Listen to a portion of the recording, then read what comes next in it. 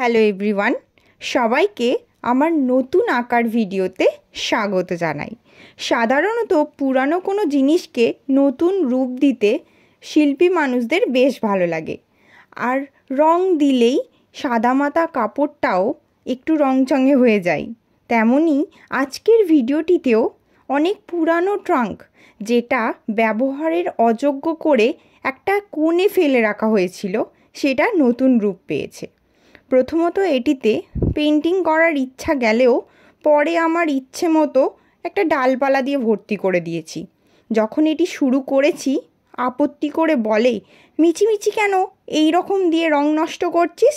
হয়ে যাবার পরে প্রশংসা করলো। আচ্ছা তোমরা দেখে বলিও তো, এটি কি সত্যিই প্রশংসার যোগ্য?